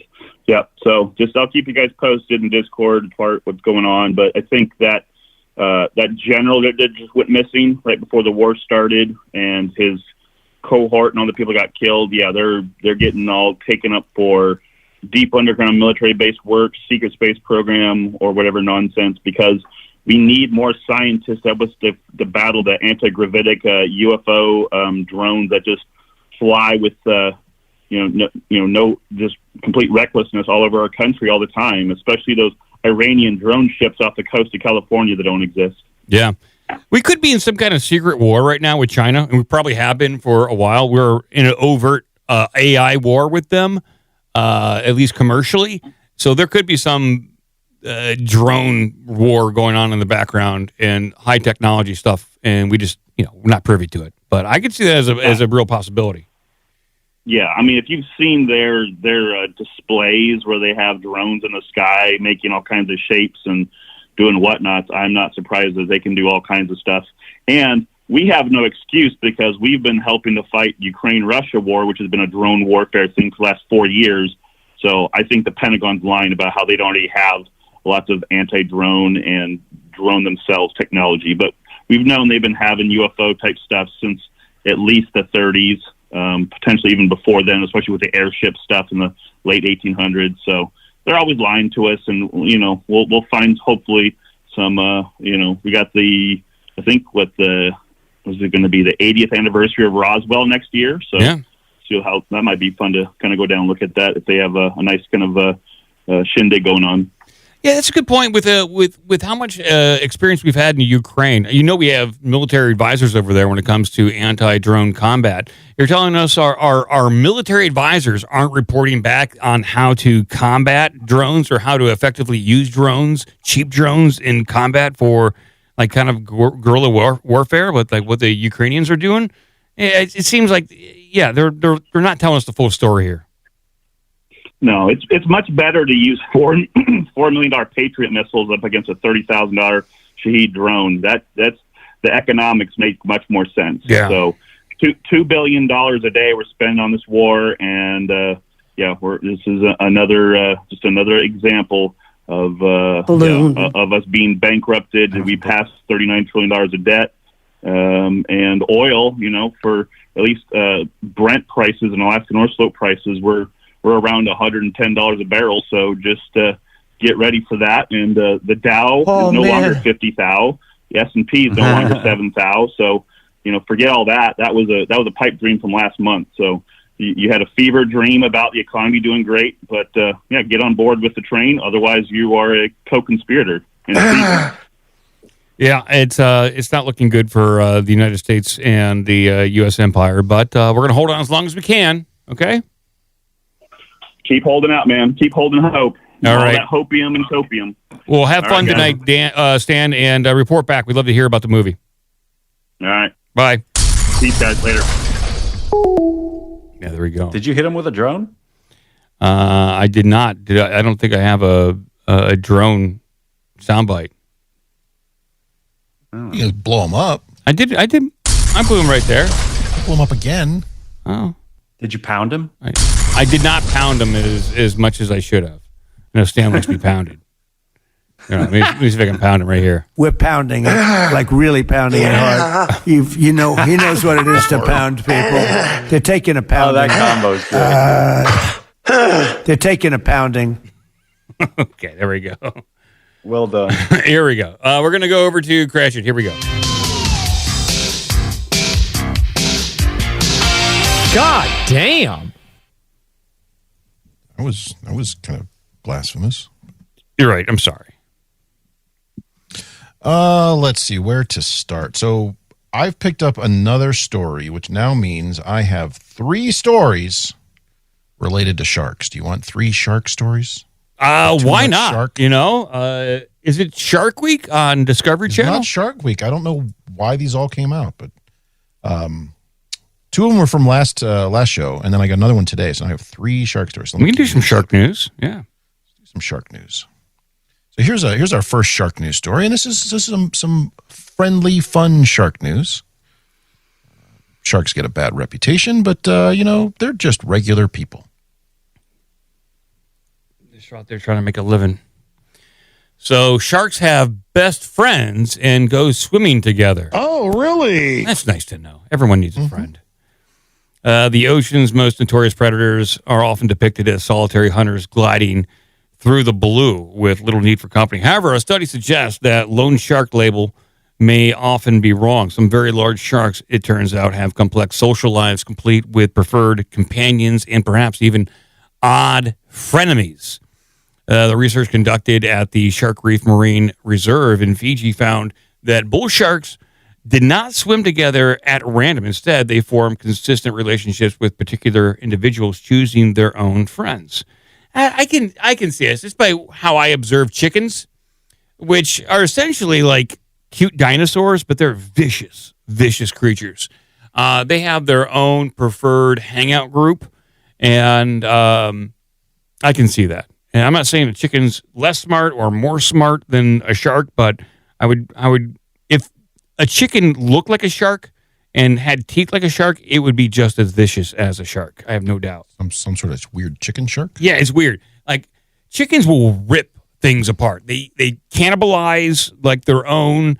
They'll eat mice and rats and anything they can get. Anything that's dumb enough to get into the pen. They're vicious creatures. They are. But when it comes to sharks, quote, as humans, we cultivate a range of social relationships from casual acquaintances to our best friends, but we also actively avoid certain people. Ain't that the truth? These bull sharks are doing similar things. Bull sharks are among the largest and most adaptable of the shark species, growing up to 3.5 meters in length and weighing as much as 230 kilograms. Wow, that's a big shark. That's your big boy. That's a big shark. You do not want to mess with those guys in the wild. You want a 500-pound shark? No. Coming at you? They are found in warm coastal waters around the world and are unusual in being able to also tolerate fresh water, often swimming in rivers and estuaries. So they're multifaceted. They're very multi-skilled. They're multi-talented sharks. Well, look out for them. They'll take your job too. Okay, so I think we got the gist of it, Cratchit. Like these sharks, they're friendly sharks. They like to make friends, and they'll help you move. Call them up. As long as you supply the pizza, they'll help you move boxes. Kind of sharks they are. If you're feeding them, you got some beer, they'll help you. Pack everything into their truck. That's a good shark. All right. So here's shark story number 2. Okay. These sharks having a good time. Oh, so they're having fun with their buddies. Mm-hmm. Let's see here. Sharks in the Bahamas are full of cocaine, caffeine, and painkillers. Oh, really? It's a good time for all. These guys are just going crazy with the drugs. Party sharks. Marijuana, cocaine, heroin. Yeah. All in that shark. The crystal clear waters of the Bahamas are filled with enough traces of human pharmaceuticals and illegal drugs that it's showing up in shark blood. How do you get shark blood? Sounds pretty cool. When you can't get baby blood, you get shark blood. Oh, okay. A new study published in the environmental pollution found that sharks off the coast of the Bahamas are carrying trace amounts of various drugs. You can snort to it. You can probably snort shark blood to get high. Don't tell Asia about that, or sharks will suddenly all become extinct. Yeah, because they cut sharks up and they use the fins to have more rigid, turgid erections, right? More rigid turgids. That's right. By the way, roll that image feed again. It's not at the bottom, so it's not updating. Oh, let's check this out. Oh, my God. There's a chicken shark. Wow. Yeah, that's what my chickens look like. Yeah, so a research team led by a biologist analyzed blood samples from 85 sharks near some island. Near some island. Nearly a third tested positive for a substance including caffeine, anti-inflammatory drugs, and disoflectacane. Yes, that's exactly what that says. Diclofenac. Diclofenac, I'm guessing. What does hydrofluoric acid do? Yeah. Thrombocytopenia. Mitral regurgitation. Will somebody look up what trivial mitral regurgitation is? I don't know if I'm pronouncing that right. Diclofenac is it's an anti-inflammatory. It's a painkiller. So it is called mitral. Got a bunch of names. Mitral. Species affected included nurse sharks, Caribbean reef sharks, and a juvenile lemon shark. Well, if they're testing positive for drugs, that nurse shark is going to lose its job. Caffeine shows up almost as often, followed by over-the-counter painkillers like ibuprofen and acetaminophen. You don't think about it once it clears up your headache or dissipates a muscle ache, but those common everyday painkillers do eventually leave your system and, as the study shows, eventually makes their way into our waters. So you're to blame, people, for wanting to feel less pain. Yeah, and I kind of disagree with the general premise here that, no, this is all just coming from sewer water runoff, and there's sharks swimming around in there and they're picking up the stuff. Sharks will eat anything they can get near their faces. Yeah, they love it. And we eat anything. So we had the kerfuffle, or was it earlier this year, about blowing up drug boats and stuff. When those guys see any sort of law enforcement, they dump everything over the side. Because then they go, I don't have any of that. That was 2 miles back there in the water, sort of thing. Sharks will eat any of that. So these sharks are out there getting high as shit. Yeah, they love it. It kind of reminds me of Cocaine Bear. Yeah, same premise. Similar premise to that. But this is like a pro-environmental, obviously, stance here. Like the last paragraph is, it's the kind of contamination that is easy to ignore because it's invisible. Just because we can't see it doesn't mean it doesn't have serious ramifications, some of which might be directly affecting our food chain. So there you go. This comes from Vice.com. They have a message. They want you to pay attention to the sharks and drugs. Okay. Yeah, think about the sharks next time you're taking a bunch of drugs and then going pee.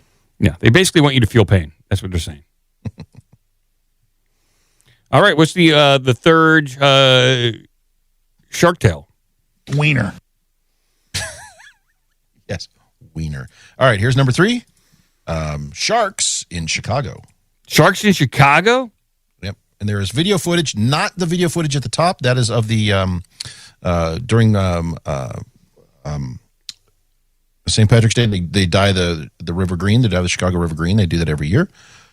But there were sharks spotted in the river. Oh, my God. Sharks in the Chicago River? What to know after sightings reported at river dyeing. Ugh. Man, I got mixed emotions about this one. Yeah, I do too. I don't know if I like this. Are there sharks in the Chicago River, or is the dyeing getting to you? That's the question many in the city have been asking after sightings of an animal highly unusual for the waters of the Chicago River were reported during the annual river dyeing event on Saturday. Was this for us? Yeah, St. Patrick's Day? Yeah. A set of fins could be seen circling the emerald waters during the annual River Dine event that took place at 10 a.m. on Saturday. And so here's a little bit of it. I got to figure out a way to kill this. Yeah, they got really loud music. Super loud. I had to mute the whole tab. I'm trying to figure out how to get this. Oh, my God. I don't even know. Want the direct to Instagram link? Would that be Yeah, if you got the direct Instagram link, I'm trying to find it, and I cannot play it. It's like such horrible bagpipe music. I believe it's bagpipe music. Well, no. Here is the direct link on Instagram, which may be easier. I don't know. Let me see if I can. I tried to view it on profile, and it wouldn't let me. I'm being hacked. NBC News is hacking me. I put it in Carrot Shop. Try that. There we go. I'll try that. There we go. Okay, there we are. So yeah, there's two shark fins. I bet it's two goofballs swimming underneath the water with shark fins on their back. I mean, these are giant shark fins. I mean, if these were real sharks, they would be huge. Hopped up on painkillers. Yeah, hopped up on cocaine and painkillers. Probably jacked themselves full of creatine and steroids. These are some big sharks. And they're making tight turns, too. I don't believe this crap. No one seems concerned about these sharks, especially that one guy in a paddle boat. It's not just one guy. Look at that guy. That's a leprechaun. There it is. That's a leprechaun on a paddle boat being harassed by sharks. Oh, my God. Could be a crackhead. Bring me the gold. I want the gold. I want the gold. Give me the gold. A leprechaun. What's going on with this? So... fortunate for those who enjoy kayaking on the river, the fins were not those of real sharks. Instead, the fins were a visual stunt orchestrated by Netflix to promote an upcoming film, Thrash. Also, Netflix is responsible for the panic and mayhem they caused in the Chicago River. Okay. 27 people died, but, Netflix tell you about their upcoming movie. Stampeding away from the sharks. Starting on the south side of the Columbus Drive, in the river, the surprise shark fins swam up and down the main stretch of the river between 11:30 and 4 p.m. according to Netflix spokesperson. Did they get permission from the city to do this? The movie is. I'm sure they. Well, it's hard to say actually. Maybe they just threw them in. Yeah. The movie is set to be released April 10th. Centers around the aftermath of a Category 5 hurricane that decimates a coastal town, and a subsequent storm surge brings hungry sharks into the area. It was written and directed by Norwegian filmmaker Tommy Wirkola and stars Phoebe Drivner of Bridgerton fame. So great! This entire story is a promo for Netflix. Yeah. I just thought, from a visual standpoint, that was a pretty slick effect. So whoever thought of this as a promotion, it has nothing to do with Chicago. They were just like, oh, we're just going to throw shark fins in there and have them swim around so people talk about it. Yeah, they knew people were going to be at the dyeing ceremony for the river. They're not even talking about the pollution that causes. And they're focusing purely on the shark fins to promote Netflix in their horrible movie coming out April 10th, which I probably won't see, but you never know. Okay, well, they got their advertisement out there, Gretchen. Let's see what else you got over there. All right. A lot of shark news. That's it. Turkey? It is strange that Netflix is not releasing their shark movie during Shark Week. Instead, they're doing it in April for some reason. Because isn't Shark Week like in August? I don't know. I thought it was earlier on in the year. Shark Week, July 6th is Shark Week. Okay. Oh, wow. Okay. It's coming up pretty soon. All righty. Let's see where to go. Let's go with this one. There is a local news story about this. Good. We like local news stories because they're amusing and fun. All of you with kids know it's very popular to play a game called Five Nights at Freddy's. I believe there's several games in that as well as a movie. Well, some enterprising kids have made their own version of that game. Parents not so happy. Yes. Parents shocked after child played Five Nights at Epstein's, a game on school computer. This headline says it all. It certainly does. 5 nights at Epstein's. Very, very concerning game, but maybe, who knows? Maybe there's a lesson to be learned here. We'll find out. Don't go to Epstein's. Yeah. I'm going to play it right here. Well, now at 10, it's a startling gaming trend with children sparking outrage for some parents in a Utah school district. That game, 5 nights at Epstein's.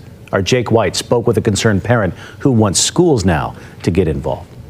On Wednesday, parents took to social media asking fellow parents in the Kearns community if they've ever heard of a disturbing video game that her son admitted to playing at school on the laptop that the Granite School District provides. The game? I think it's disgusting. 5 Nights on Epstein's Island that can be played on several websites for free, inspired by the popular video game 5 Nights at Freddy's. But in this version, you're on Epstein Island with the goal of surviving 5 nights without being killed by not only late convicted sex offender Jeffrey Epstein, but other notable figures found in the Epstein files. Not only that, these photos you see here during the game might look a little familiar. That's because these are actual photos of the inside of Epstein's Virgin Island home on Little St. James, released by the DOJ. Michelle Martinez says her child has played the game and is devastated. Her child now knows something as horrific as Jeffrey Epstein's crimes. I was upset at the fact that he knew anything about Epstein. And says her son's school in the Granite School District needs to work on what sites can be accessed on school computers. Remove computers completely, or spend the money and upgrade their technology to prevent these kids from being able to have access to games on their computers. Granite School District is not the only school district facing this issue, as the game's popularity has spread to schools across the country. With free VPNs and proxies available on school computers, blocking access to certain websites on school computers turns into an almost impossible task, leaving parents across the country demanding tighter internet security at their local schools, ensuring their children are never exposed to disturbing games like this one, especially in their local schools. The Granite School District releasing a statement about the game, saying Granite School District is aware of a national trend involving students who are reportedly able to access an inappropriate online game during school hours. In February, Granite received a concern about this game from one parent, and the district was able to block the website at that time. Since then, the district is aware of only one additional concern specific to our schools that was shared on social media in that instance. The district does not believe this game is being widely accessed at our schools. Regardless, we are committed to ensuring appropriate internet use in our schools, and we have a variety of safeguards in place. Yeah, right. Reporting with ABC4 News, I'm Jake White. Yeah, Jake White bringing it home. I like the mom's comment about, like, they need to upgrade their stuff so kids can't do. It's a web-based game, lady. He doesn't know. Come on. And also, give any sort of technology like this to like a 13-year-old, and they will bypass any security restrictions, authentication, any sort of firewall stuff. That safe browsing crap. These kids are very tech savvy, very clever, and will get around that immediately. So I would not saying encourage the playing of said Epstein game, but encourage that level of exploration and technology know-how. It's a mean game. It's a mean game. It'll go away. It's probably by the time they report on this, it's probably already passé and they're on to the next thing. Yeah, kids get tired of stuff very easily, so they'll burn out on it and they'll move on. But at least they're learning about current events. You know? Well, that was the other fun thing. She said, "How dare they know about these things?" I'm like, have you heard of the internet? It's all over. It's they probably have access to way more information than these parents anticipate. So they know about Epstein and everything going on there. So that whole place is a giant pedo command base. Yeah, probably. Well, I think it literally is, but I'm not sure about the school.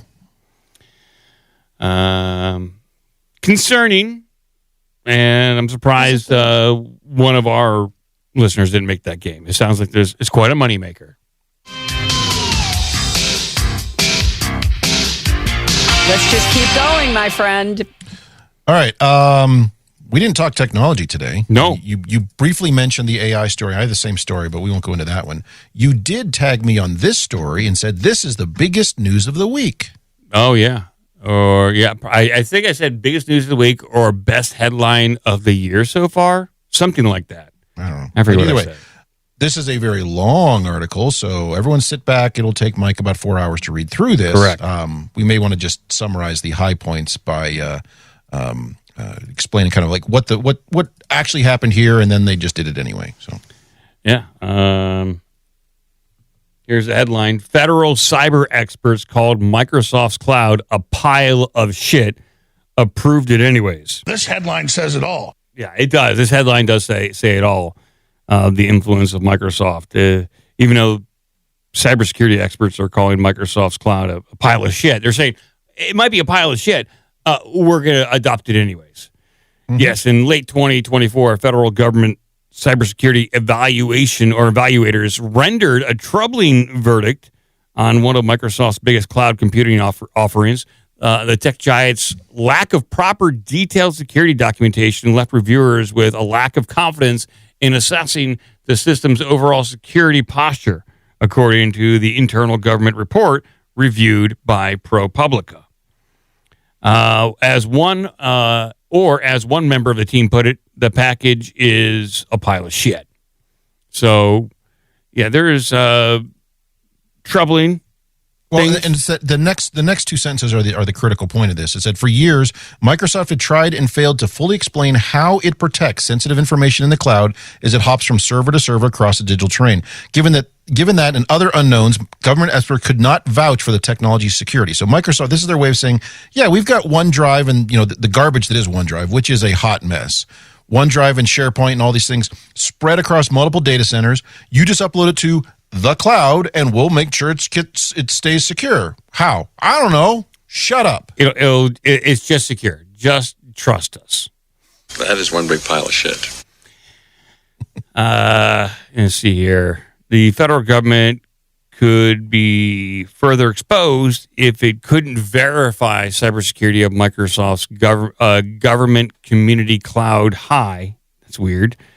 A suite of cloud-based services intended to safeguard some of the nation's most sensitive information. So they don't know how it works. They don't know the vulnerabilities of this thing, but apparently they were locked in and they got to use it anyways. They'll figure it out later. We're going to roll it in and we'll figure out all the vulnerabilities later is basically what they're saying. Well, and if you dig into it, so what's the difference between what is it? What's the difference between government cloud community, whatever it is, government community cloud and government community cloud high, by which they mean high security? Microsoft will straight up tell you, oh, it's where we host it. See, we host the high data in our special cloud. They literally say that. They literally say it's hosted in a more secure cloud. Don't ask how or why is that more secure. It just is. Computers broke. So Obama rolled this in about 2 decades ago. This cloud first computing. Moving to the cloud meant shifting away from on-premise servers owned and operated by the government to those. Now everyone's flailing to build their own on-prem servers again. Maybe. So there were on-premise servers that the government owned and operated and maintained, probably contracted out to a tech company. Some of these agency leaders were reluctant to relinquish control of these on-premise servers and relinquish those to people like Microsoft in the cloud. In an effort to accelerate transition, the Obama administration issued its Cloud First policy in 2011, requiring all agencies to implement cloud-based tools whenever a secure, reliable, cost-effective option existed. To facilitate the adoption, the administration created the FedRAMP, whose job was to ensure the security of those tools. Well, they tried, but they've been probably told to implement this stuff regardless of security. I see this all the time. They don't care. Like when a CEO or a leader of a department says roll it in and they're told to roll it in, then you have to roll it in regardless of the security concerns, unless there is a security breach, which means it's their head. But if there's not a security breach or if it's a potential in future security breach, they don't care. They'll deal with that problem then. Yeah, that's a future problem. That's a future problem. It's not a now problem. They have to check a box. Well, the other thing, a lot of these go through these no bid contracts and stuff like that, where they're basically the justification given, we're already using X, Y, and Z from this suite or from this company or from these tools or whatever. So let's use this one because it integrates with that, and that'll be easier. Yeah. Regardless of, to your point, regardless of the quality of the actual integrations. They don't care. It's just that's why people, once they buy into Microsoft or you're bought into Amazon Cloud, that's just what you use until your business goes belly up. It's very difficult to change infrastructures. Very difficult. It's annoying. Exactly. All right, Christian. One more story. One more. Let's do it.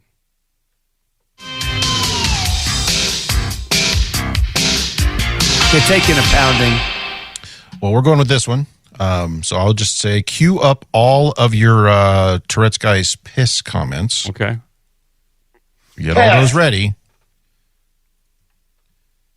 Because you can use those freely in this fun story. Pensacola there is by the way, there's a local news story. It's fake. Don't click it. Okay. Pensacola Airbnb guest accused of peeing on furniture, causing $5,355 in damages, says the police department. That's crazy. That's some good news on that front. I don't know if that's good news. That's bad. Like if you're an Airbnb owner, this is a nightmare scenario. A Pensacola woman has been arrested for allegedly peeing and damaging furniture items in 2 local Airbnbs. Piss. Now, if this is the pisser in suspect, she's not like an old woman. She's an attractive young woman who might just get off on peeing on furniture. And there's nothing wrong with that. You know, you just gotta, you know. Yes, there is. Oh. I don't care if this is your fetish. Knock it off. According to the arrest document from Pensacola Police Department, the Airbnb owner filed a criminal mischief complaint on March 15th regarding damages made to her rental property. The owner told officers that someone sent her a message on the Airbnb app complaining or claiming her then current guest, identified as 31-year-old Nicolette Keogh, had peed on multiple items in the unit on North Gilmard Street. Well, that's crazy. I mean, that's a lot of urine if you think about it. I'm just going to pee in here. Wait till they start listing it. I don't know if she's got a talent or what's going on, but it's almost impressive in the logistics. The owner documented the damage with photos and reported a strong odor of urine in the residence. Well, maybe it's always smelled like that. You don't know. I'm just going to pee in here. It was like that when I got here. Yeah, we don't know. She reportedly found that an antique Crown Royal chair, rug, typewriter, 4 dining room chairs, coffee maker, bed, TV, record player, toaster, and electric fireplace needed to be repaired, amounting to $3,980 in damage. Pee on them. The responding officer arrested Nicolette and charged her with damage to property and criminal mischief. The report said that Nicolette allegedly peed on other items at the Airbnb owned by the same person on the same street. So she was just making... Yeah, so she had 2 properties on the same street and apparently rented them both or something. I don't know.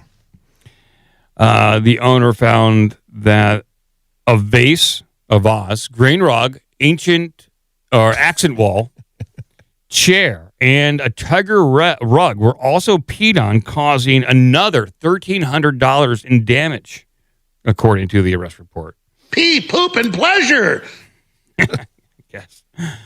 I just have a lot of peeing clips right here. There we go. Ew. I can show you hours of men having sex and defecating on the ground and peeing on each other. Yeah, I got plenty of videos like that. I would like to know the reason. Like, this is maybe a disgruntled ex-employee. It has to be something personal here. You just don't pee on another person's property without provocation, especially for this amount of furniture and damage. I can understand maybe a rug, maybe a chair, maybe a typewriter, like one of those items you might actually pee on. Maybe. But to have all those items consistently peed on that this seems malicious and targeted, and it's very personal at that point. And why does she think she could get away with that amount of urine? I don't know. Like, she had to know she was going to get caught. In fact, she's smiling in her mugshot. She's pleased with what she did. So there's another version of this story, another outlet on the story, and it's another outlet reporting the story. It says the arrest report noted that she filmed the acts while repeatedly relieving herself, then allegedly posted the videos on an adult content platform. Yes. So I suspect she's smiling because she made boku bucks on this for weirdos who this is their fetish. Yeah. Hey, pee on that typewriter. I have to do it. Well, so it was part of her business plan. This is her. She probably does this. She probably gets paid to go pee on stuff, and that's her job. Yeah, list that on your resume. I pee on things. That's what I do. I'm the best at what I do. I'm a security researcher for Microsoft. Also, I pee on things. I got paid $1,000 to pee in a typewriter. Let's do it. Okay. This is what I'll be doing on Saturday. I'll be peeing on various items around my house and selling it online. Don't do that with that box you're giving away. No. The Supernatural book box. No, it's urine-free, people. Trust me. I think people would pay to have her pee. Yeah, and that's kind of what I was getting at. She's not like... She's a looker. Yeah, she's not an ugly person. She's somewhat... She's definitely having a good time, though, to your point. Like, she's smiling in this thing. She's like, I pissed on everything. It was awesome. It was great. I got paid a lot of money. Yeah, I got made a lot of money from this urine adventure. Yeah, people, you can go to obdmpod.com or rbigdumbmouth.com. You can click on Patreon, $1 a month to join the Discord. More if you want extra audio, which I'll be posting more of here very soon. A lot of old OBDM stuff. You'll hear original Spanky clips and the start of the show, old Art Bell episodes, tons of other things. And also you can enter to get a free book box. There's a few more coming. You can hear about Mike's adventure with the homeless. Yes. Oh, God. And how drunk we all were. Oh, my God, yes. Severe alcohol problems, a lot of drug problems as well.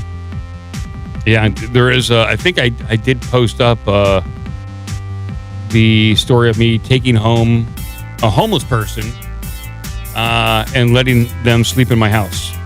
And what I found the next day. Yeah, it's a good time. Did you have to replace your typewriter and your tiger rug and your ancient Crown Royal chair? No, I was hoping to amaze this person with the wonders of technology. Like, this guy claimed he was in prison for like 7 years. So I was like, oh, wait till this guy gets a load of Xbox and Netflix. Like, this is going to blow his mind. You know? He just needs a little halo. Then he can clean himself up. Yeah. He just ate a lot of chicken fingers, is what I found out. Well, thank you, Joe. Thank you, Cratchit. Shabagoo, everyone. Sure. Keep watching the skis. There's a bunch of possibly Iranian drones up there. No, or somebody's. I'll tell you what, that's $10,000. Just pressing. Like really pounding it hard. He knows what it is to pound people. Like really pounding it hard.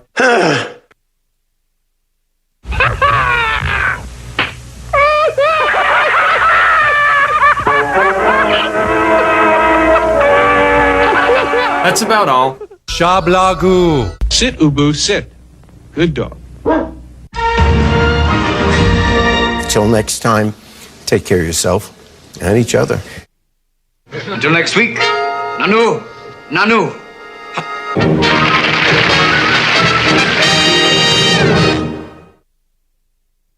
You fucking loser.